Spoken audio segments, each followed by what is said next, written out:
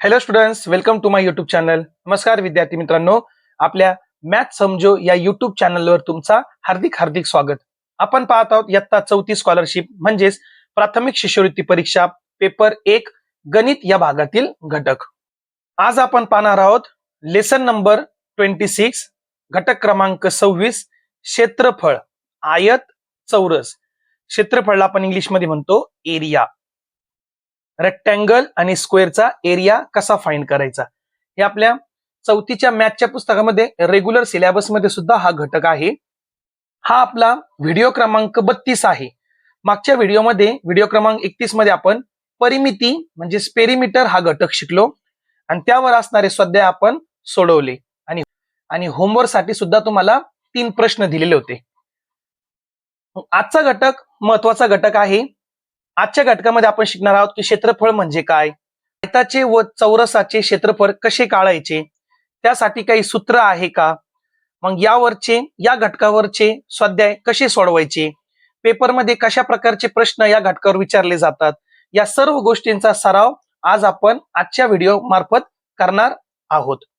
मग व्हिडिओला तुम्ही शेवटपर्यंत नक्की पहा. व्हिडिओ आवडला तर व्हिडिओला लाईक करा, शेअर करा आणि कमेंट नक्की करा. ज्या विद्यार्थ्यांनी आपल्या चॅनलला सबस्क्राईब केले नसेल त्यांनी आपल्या चॅनलला सबस्क्राईब करा. चला मग आपण आजचा भाग सुरू करूया.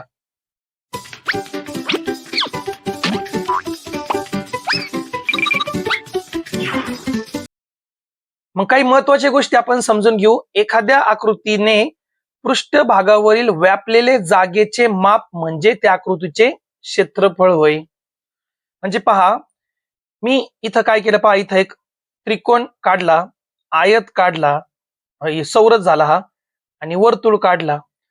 मग या आकृत्यांनी पहा इथं एवढी जागा व्यापली का नाही. मग एवढी जागा व्यापली म्हणजे हे काय झालं, त्यांचा क्षेत्रफळ झाला. हे त्रिकोणाचे क्षेत्रफळ, चौरसाचे क्षेत्रफळ, वर्तुळाचे क्षेत्रफळ. पण आपल्याला फक्त आयत आणि चौरस विषय शिकायचंय.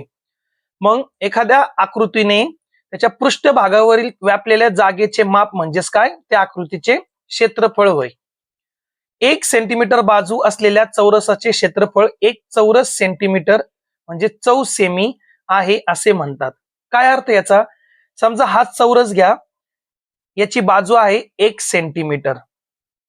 मग त्याची एक बाजू जर 1 सेंटीमीटर आहे, उरलेल्या 3 बाजू सुद्धा 1 सेमीचेच असणार आहे. आणि मग याचा एरिया म्हणजे याचं क्षेत्रफळ किती असणार आहे, 1 चौरस सेंटीमीटर. कारण की बाजूचा गुणाकार बाजू बरोबर होतो, 1 गुणिले 1 1 होतो, आणि सेंटीमीटर गुणिले सेंटीमीटर तो चौरस सेंटीमीटर बनतो. त्याला शॉर्ट मध्ये चौ सेमी असं लिहितात. आणि चौरस सेंटीमीटर म्हणजे 4 सेमी, चौरस मीटर म्हणजे 4 मी, चौरस किलोमीटर म्हणजे 4 किलोमीटर किमी हे क्षेत्रफळाचे प्रमाणित एकके आहेत. जसे परिमितीचे एकक काय आहे, सेंटीमीटर, मीटर, किलोमीटर, तसेच क्षेत्रफळाचे एकक काय आहे, चौरस मध्ये असतात ते. चौरस सेंटीमीटर, दिलेली बाजू जर सेंटीमीटर मध्ये असेल तर क्षेत्रफळ चौरस सेंटीमीटर असेल. दिलेली बाजू म्हणजे लांबी किंवा रुंदी म्हणा हे मीटर मध्ये दिले असेल तर क्षेत्रफळ चौरस मीटर मध्ये येणार. किलोमीटर मध्ये दिले असेल बाजू तर चौरस किलोमीटर क्षेत्रफळ येणार. आणि 2 सूत्र आहे, चौरसाचे क्षेत्रफळ बरोबर बाजूची लांबी गुणिले बाजूची लांबी. समजा आपल्याकडे एक चौरस आहे, या चौरसची एक बाजू आहे 4 सेंटीमीटर, 4 4 4 4, आणि आपल्याला याचं क्षेत्रफळ विचारला तर आपण सिंपल काय करणार, बाजूची लांबी गुणिले बाजूची लांबी. मग क्षेत्रफळ बरोबर बाजूची लांबी किती आहे, 4, आणि तीच 4 ने गुणाकार करणार, 4 चौक 16 चौरस सेंटीमीटर. मग या चौरसाचे क्षेत्रफळ काय असणार आहे, 16 चौरस सेमी. आणि आयताचे क्षेत्रफळ बरोबर लांबी गुणिले रुंदी.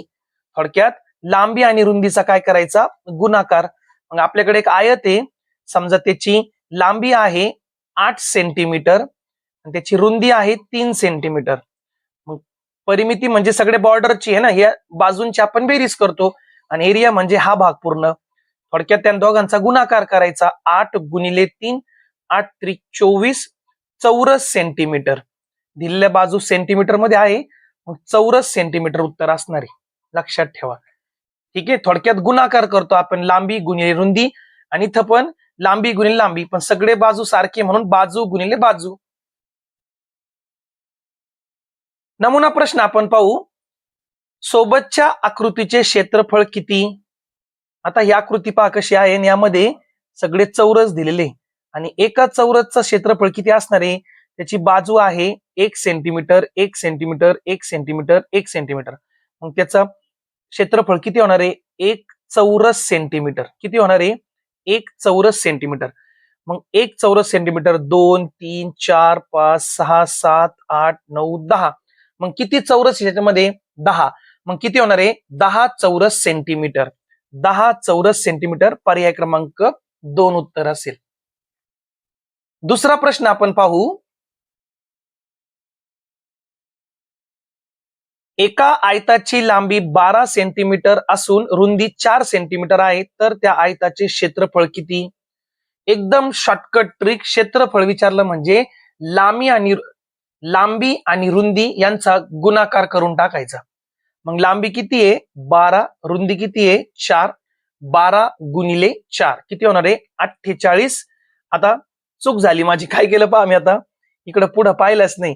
48 सेंटीमीटर दिलंय, आहे का नाही? पहा, गडबड मध्ये मी हेच ऑप्शन चूज केलं. 48 येणार आहे, पण क्षेत्रफळ नेहमी चौरस मध्ये असतो. चौरस सेंटीमीटर. चौरस सेंटीमीटर पर्याय क्रमांक 1 उत्तर असेल. तिसरा प्रश्न आपण पाहू. एका आयताची लांबी 10 सेंटीमीटर असून त्याची परिमिती 24 सेंटीमीटर आहे. रुंदी नाही दिली, आता डायरेक्ट परिमिती दिली. तर त्या आयताचे क्षेत्रफळ किती? आता समजून घ्या बरं का हा प्रश्न. पहा, एक आयत आहे, त्या आयताची लांबी 10 सेंटीमीटर आहे आणि त्याची परिमिती दिलेली आहे 24. परिमिती म्हणजे सर्व बाजूची बेरीज. हा 10 आहे, तर हे सुद्धा 10 असणार आहे. परिमिती किती सांगितली त्याने आपल्याला? 24. ही लांबी जर 10 आहे, तर ही लांबी सुद्धा 10 असणार आहे. 10 आणि 10 किती झाले? 20. यामधून आपण 20 मायनस करू म्हणजे आपल्याला 4 उत्तर मिळणार आहे. म्हणजे हे दोन रुंदी मिळून किती आहे? 4 आहे. म्हणजे हे 2 आणि हे 2 असणार आहे. आलं लक्षामध्ये? आता काढावर याची परिमिती किती होईल बरं? 10 अधिक 10 अधिक 2 अधिक 2 10 आणि 10 20. 20 आणि 2 22. 22 आणि 2 24. झाली का परिमिती 24? पण याचं आपल्याला काय विचारलं? क्षेत्रफळ. मग लांबी किती आहे? 10 गुणिले रुंदी किती आहे? 2. आणि 10 गुणिले 2 किती होणार आहे? 20. आणि हे सेंटीमीटर मध्ये आहे, पण क्षेत्रफळ चौरस सेंटीमीटर असेल. उत्तर असेल 20 चौरस सेंटीमीटर. पर्याय क्रमांक 3 उत्तर असेल. पुढचा प्रश्न आपण पाहू.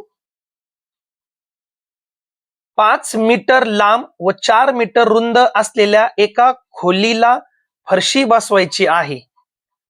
5 सेंटीमीटर लांब आणि 4 सेंटीमीटर रुंद या खोलीला फरशी बसवायची. इथं फरशी आपण इथं बसवणार म्हणजे क्षेत्रफळ. त्यासाठी 25 सेंटीमीटर बाजू असलेल्या किती चौरसाकृती फरशा लागतील? आता हा प्रश्न जास्तच म्हणजे पुढच्या लेवलचा आहे. सेम असा प्रश्न हा 7वी मध्ये क्षेत्रफळ जो धडा आहे ना, लेसन जो आहे, एरिया लेसन आहे, त्यामध्ये म्हणजे अशाच प्रकारचा प्रश्न आहे, फक्त व्हॅल्यू बदललेले तिथं. आणि तुम्हाला त्यांनी खूपच पुढच्या लेवलचा प्रश्न दिला. आता समजून घ्या हा प्रश्न कसा आहे तर. पहा, खोली आहे 5 मीटर लांब आणि 4 मीटर रुंद.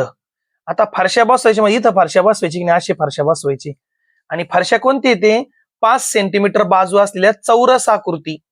म्हणजे जी फरशा आहे ना, समजा मी इथं काढतो आता खाली, ते चौरस आहे, चौरस स्क्वेअर शेपची आहे आणि त्याची बाजू किती आहे? 25 सेंटीमीटर मध्ये दिलेली आहे. म्हणजे इथं आपल्याला काय करायचं माहिती का? लक्षात ठेवा टेक्निक काय इथं, की त्या पूर्ण वर्ग जे खोली आहे ना, त्या खोलीचं क्षेत्रफळ काढायचा, फरशीचं क्षेत्रफळ काढायचं आणि दोघांचा भागाकार करायचा. पण हे मीटर मध्ये दिलेले लांबी आणि रुंदी आणि फरशीची बाजू सेंटीमीटर मध्ये दिलेली, म्हणजे यांना आपल्याला सेंटीमीटर मध्ये कन्वर्ट करावं लागेल. मग 5 मीटर म्हणजे 500 सेंटीमीटर आणि 4 मीटर म्हणजे 400 सेंटीमीटर. 1 मीटर म्हणजे 100 सेंटीमीटर.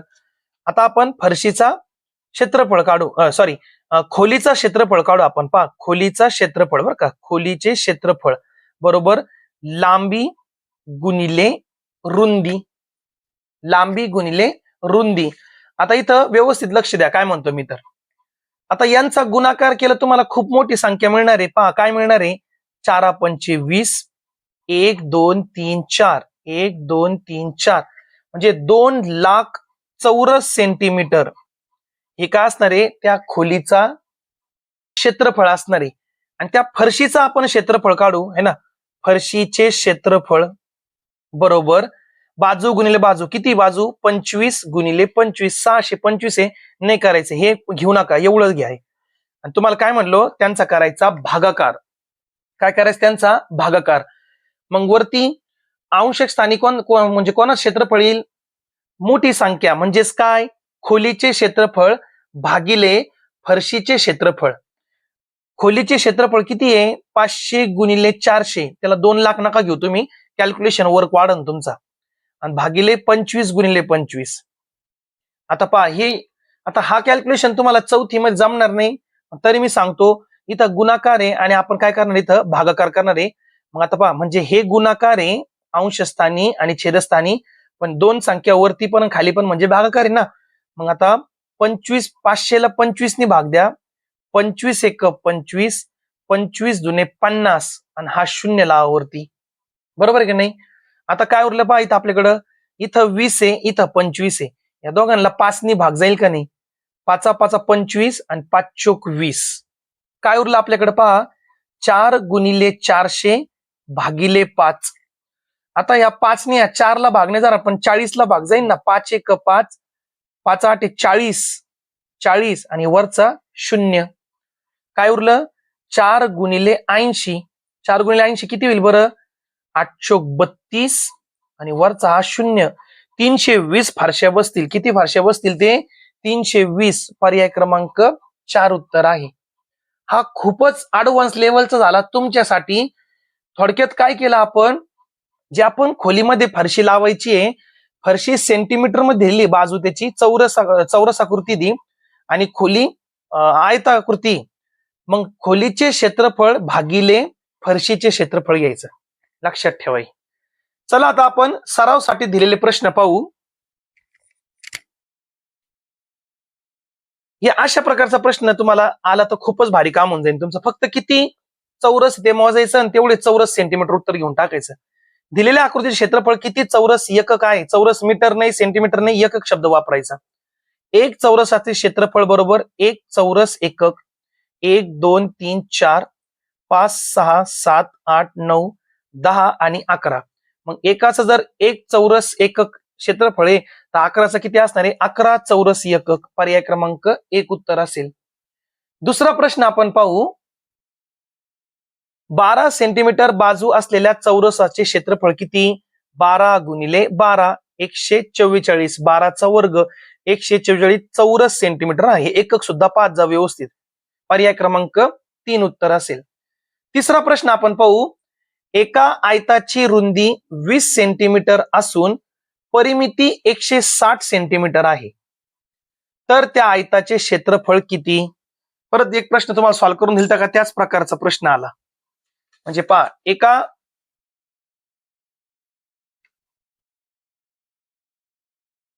म्हणजे एक आयत आहे, त्या आयताची रुंदी दिलेली आपल्याला 20 सेंटीमीटर. रुंदी किती दिलेली आहे, 20 सेंटीमीटर.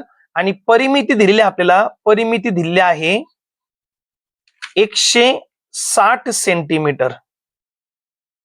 समजून घ्या बरं का प्रश्न. मग आता जर ही रुंदी 20 सेंटीमीटरची, ही पण किती असणार आहे 20, आणि आपल्याला त्याचे क्षेत्रफळ विचारले, पण क्षेत्रफळ माहित करायला आपल्याला लांबी पाहिजे का नाही इथं. मग 20 आणि 20 किती झाले 40. मग 160 मधून ते 40 वजा करू आपण, किती मिळाले इथं 120. 120 मिळाले म्हणजे दोन्ही लांबी मिळून किती आहे 120. करा निम्मे निम्मे, 12चे निम्मे किती होतात 6. म्हणजे ही 60 सेंटीमीटरची आहे आणि ही 60 सेंटीमीटरची आहे. मग 60 सेंटीमीटर लांबी आहे आणि रुंदी किती आहे 20. काढा क्षेत्रफळ, 60 गुणिले 20 करा. आयताचे क्षेत्रफळ बरोबर लांबी गुणिले रुंदी. इतके तिथं फॉर्म्युले नाही लिहित बसायचे आपण. 6 दुने 12 आणि हे 2 शून्य आणि चौरस सेंटीमीटर. 1200 चौरस सेंटीमीटर. 1200 चौरस सेंटीमीटर.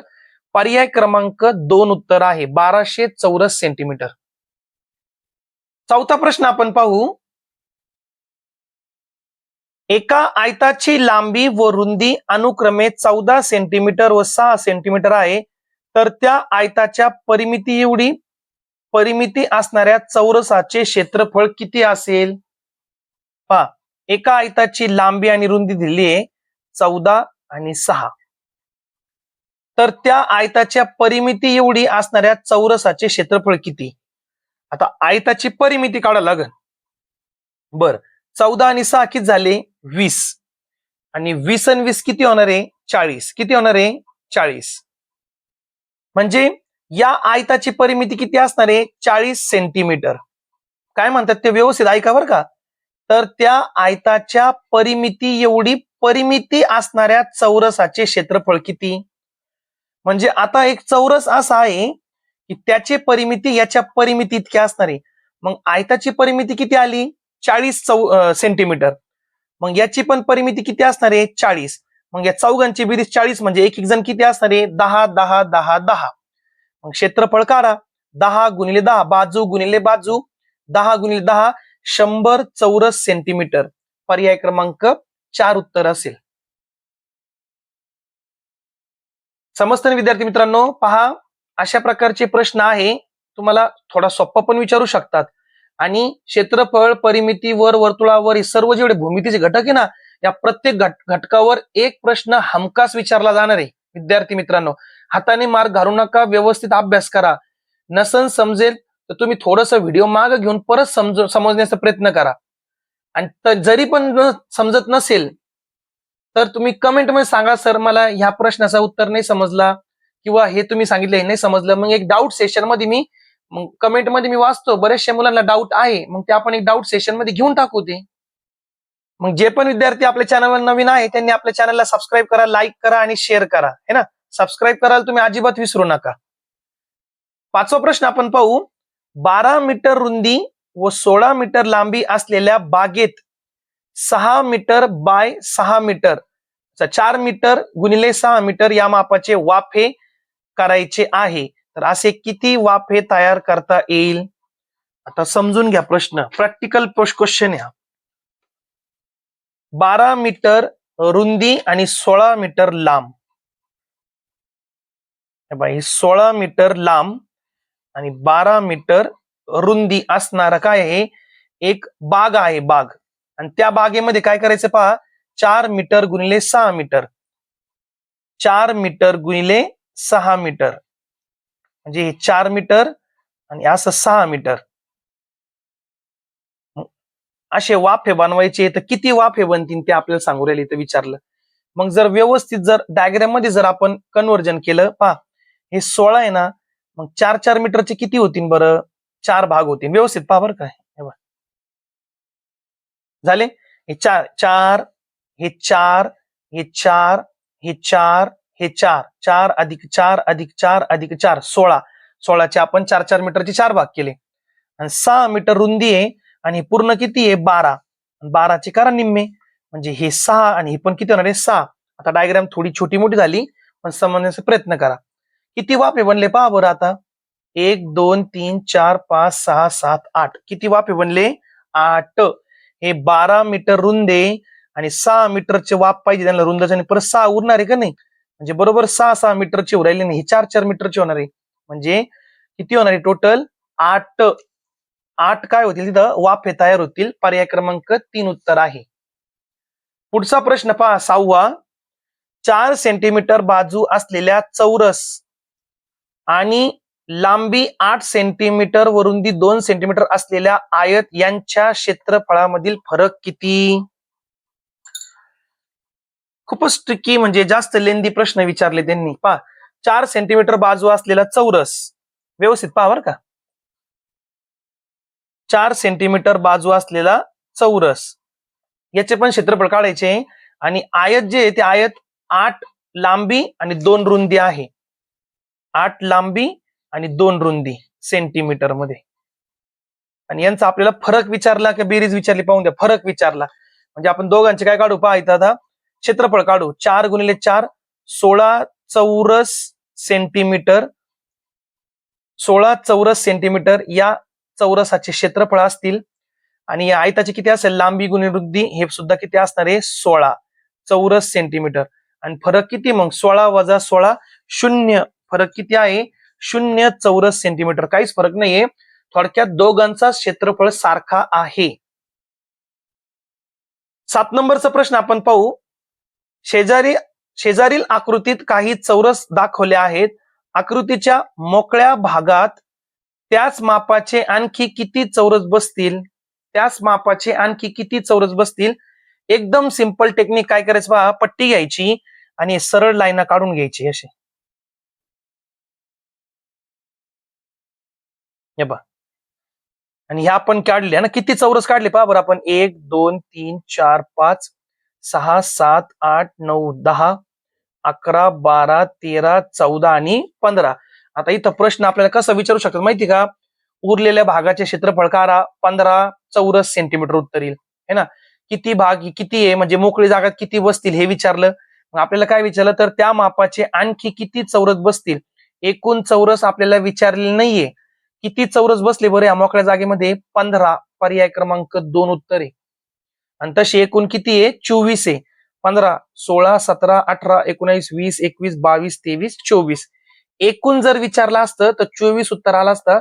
पण मोकळ्या भागात आणखी किती चौरस बसले 15 चौरस बसले. पर्याय क्रमांक 2 आपलं उत्तर आहे. पुढचा प्रश्न आपण पाहू. 20 सेंटीमीटर बाजू असलेल्या चौरसाच्या रेखांकित भागाचे क्षेत्रफळ किती. पहा आता प्रश्न कसा आहे. हा एक मोठा चौरस आहे. 20 सेंटीमीटर बाजू आहे. हे पण 20 20 20 दोन भाग केले म्हणजे किती होणार आहे 10. म्हणजे हा 10 बाय 10 बॉक्स झाला. हा सुद्धा 10 बाय 10 चा बॉक्स झाला. थोडक्यात जर पाहिलं 4 चौरसापैकी 2 चौरस काय केले त्याला रेखांकित केलेले 2 मोकळे. मग जर आपण पूर्ण भागाचं जर पूर्ण मोठ्या चौरसाचं जर क्षेत्रफळ काढलं किती ते 20 गुणिले 20 म्हणजे किती होईल 400. आणि त्यातील हे निम्म आहे की नाही म्हणजे 200 चौरस सेंटीमीटर रेखांकित आहे आणि 200 चौरस सेंटीमीटर हे काय आहे मोकळं आहे. म्हणजे उत्तर किती 200. पर्याय क्रमांक 3. एकदम सोपं आहे. काही त्याचा अर्धा अर्धा करू नका. हे 20 आणि हे 20 आणि पूर्ण 4 चौरसापैकी 2 चौरस रेखांकित आहे म्हणजे निम्मे झाले ते. पूर्ण मोठ्या चौरसचा एरिया किती होणार आहे 400 चौरस सेंटीमीटर. त्याचे निम्मे करा 200 चौरस सेंटीमीटर. 9वा प्रश्न आपण पाहू. एका आयताची परिमिती 60 सेंटीमीटर असून त्याचे क्षेत्रफळ 200 चौरस सेंटीमीटर आहे. तर त्याची लांबी व रुंदी पुढीलपैकी कोणती असू शकेल. बरं परिमिती 60 पाहिजे. परिमिती किती पाहिजे 60 पाहिजे आणि क्षेत्रफळ किती पाहिजे 200 पाहिजे. मग सगळ्यात मेन काम काय करायचं आहे 200 म्हणजे क्षेत्रफळ आहे ना. मग दोन संख्यांचा गुणाकार 200 कुठे आहे पहा बरं. ह्या दोघांचा गुणाकार 200 होणार नाही. 18 गुणिले 12 200 होतात का चेक करा. 18 गुणिले 12 12 8 96 नाही होणार. 16 गुणिले 14 करा किती होणार आहे 16 चोक 64 नाही होणार.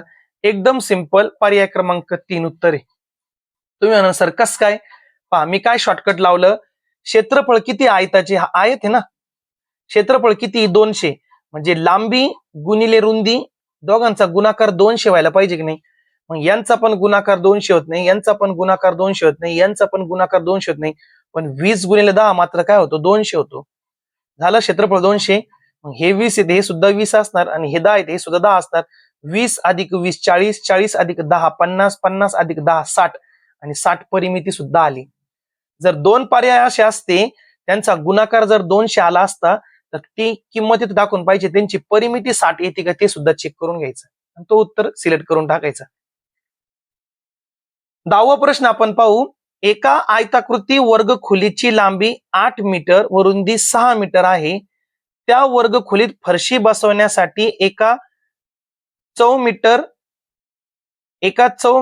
रुपये 50 याप्रमाणे किती मजुरी द्यावी लागेल. किती मजुरी द्यावी लागेल. एकदम सिंपल फंडा आहे. या दोघांचा गुणाकार करून तुम्ही क्षेत्रफळ काढा. ते येणारे क्षेत्रफळ चौरस मीटर मध्ये असणारे है ना, मीटर मध्ये दिलेले म्हणजे चौरस मीटर. आणि एक चौरस मीटरला किती खर्च आहे? 50 रुपये. आलेल्या क्षेत्रफळाला 50 रुपयांनी गुणाकार करा, मल्टिप्लाय करा, तुम्हाला उत्तर मिळेल. मग हा प्रश्न काय असणार तुम्हाला होमवर्क? सांगा मग कमेंट मध्ये काय उत्तर आहे. तर ओरली सुद्धा सांगू शकतात तुम्ही. पुढचा प्रश्न आपण पाहू 11 नंबरचा.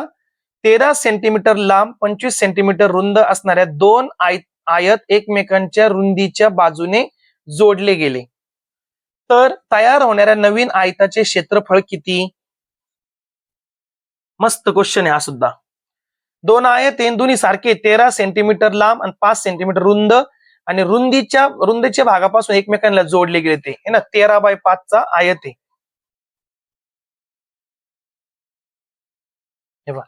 हे 13, हे सुद्धा 13, हे 5, हे सुद्धा 5, बरोबर आहे की नाही. मग एक नवीन आयत बनला की नाही मोठा, मग त्याची लांबी किती झाली? 26. किती झाली? 26. 13 आणि 13 26. पण हे किती असणार? त्याचा 5च राहील का नाही पावर, कारण की आपण खाली नाही जोडला ना. मग लांबी वाढली, 13 आणि 13 26 झाली, मात्र रुंदी तेवढीच आहे ना. आणि क्षेत्रफळ किती येणार बरं? 26 गुणिले 5. क्षेत्रफळ किती येणार आहे? 26 गुणिले 5. 6 पंचे 30, 30चा 0, हातचे आले 3, 5 दुणे 10, 10 आणि 3 13. आणि सेंटीमीटर मध्ये म्हणजे क्षेत्रफळ चौरस सेंटीमीटर असणारे 130 चौरस सेंटीमीटर. 130 चौरस सेंटीमीटर. पर्याय क्रमांक 1 उत्तर आहे आपला. 12वा प्रश्न आपण पाहू. आयताची लांबी कायम ठेवून रुंदी दुप्पट केल्यास त्याच्या क्षेत्रफळात कोणता बदल होईल? आयताची लांबी कायम ठेवून म्हणजे दोन आयत घ्यायचे, लांबी तेवढीच ठेवायची आहे, मात्र आपल्याला रुंदी वाढवायची. आणि किती केली रुंदी? दुप्पट केली. तर त्यांच्या क्षेत्रफळात कोणता बदल होईल? मग आता व्यवस्थित पहा, मी तुम्हाला एक डायग्राम काढून समजून सांगतो. ते अगोदर आपण एक आयत घेऊ, एकदम सोपा घेऊ बरं का. आपण पहा, त्याची 10 सेंटीमीटर आपण लांबी घेऊ आणि 2 सेंटीमीटर त्याची रुंदी घेऊ. पुढे काय म्हणतात ते आपल्याला लांबी तशीच ठेवायची आहे आणि रुंदी दुप्पट करायची. लांबी तशीच ठेवा, मात्र रुंदी दुप्पट करा. मग 2 चे 4 करा. मग त्यांच्या क्षेत्रफळामध्ये बदल तो होणारच आहे ना, कारण की आपण क्षेत्रफळ काढतो, जागा वाढली म्हणजे क्षेत्रफळ वाढणारच ना. मग याचं किती येणार आहे? 20. 10 गुणिले 2 चौरस सेंटीमीटर म्हणजे 20 चौरस सेंटीमीटर याचे क्षेत्रफळ होणार आहे. आणि हे किती होणार पहा बरं, 10 गुणिले 4 किती होणार आहे? 40. म्हणजे जर आपण रुंदी दुप्पट केली तर क्षेत्रफळ सुद्धा काय होणार आहे? दुप्पट होणार आहे. अजून एक एक्झाम्पल घेऊ. तुम्हाला सर तुम्ही 10 आणि 2 चा घेतला, बरं ठीक आहे, मी एक एक्झाम्पल असं घेतो आता. बरं, हे 3 सेंटीमीटर घेतो आणि इथं 1 सेंटीमीटर घेतो. आता लांबी तेवढीच घ्यायची आपल्याला 3 आणि दुप्पट करा, 2 करा, बरं ना. याचं किती होईल क्षेत्रफळ? 3 1 3, 3 चौरस सेंटीमीटर. याचं किती होईल? 3 2 6. म्हणजे तुम्ही जर रुंदी दुप्पट केली तर क्षेत्रफळ सुद्धा दुप्पट होणार आहे. क्षेत्रफळ सुद्धा काय होणार आहे? क्षेत्रफळ तेवढेच राहील? नाही. निम्मे होईल? नाही. चौपट होईल? नाही. दुप्पट होईल? हो. पर्याय क्रमांक 3 उत्तर आहे. क्षेत्रफळ दुप्पट होईल. 13वा प्रश्न आपण पाहू. चला, थोडे राहिले, 3 राहिले, 3 4 राहिले, 4. मग 2 होमवर्क देऊन टाकून 2 मी सॉल्व्ह करतो. पहा, 13 नंबरचा प्रश्न आहे. एका चौरसाची बाजू 6 सेंटीमीटर आणि दुसऱ्या चौरसाची बाजू पहिल्या चौरसाच्या बाजूच्या निम्मी आहे, तर त्या दोन चौरसाच्या क्षेत्रफळामधील फरक किती असेल? पहा बरं का, आता काय सांगितलं इथं तुम्हाला, मी इथं सोडून दाखवतो. हे बघा, एक चौरस घेऊ आपण आणि 6 सेंटीमीटर बाजूवाला, आणि पुढचा एक दुसरा चौरस आहे, मग त्याची बाजू जी आहे ना पहिल्या चौरसापेक्षा निम्मी, म्हणजे हे जर 6 आहे तर हे 3x3 चा असणार आहे, बरोबर नाही? 6x6 आहे, सगळे 6 असणार आहे आणि 3 3 3 असणार आहे. क्षेत्रफळ काढू. याचे क्षेत्रफळ किती होणार आहे? 6 गुणिले 6 36 चौरस सेंटीमीटर. किती असणार आहे? 36 चौरस सेंटीमीटर. आणि याचे किती होणार आहे? 9 3 त्रिक 9 9 चौरस सेंटीमीटर. मग ते म्हणतात त्या दोन चौरसाच्या क्षेत्रफळामध्ये फरक किती असेल. मग फरक किती सांगा बरं तुम्ही मला आता. मग आता हे 36 आहे आणि हे 9 आहे, म्हणजे वजाबाकी करा. 36 मधून 9 काढा म्हणजे 27 चौरस सेंटीमीटरचा फरक आहे ना.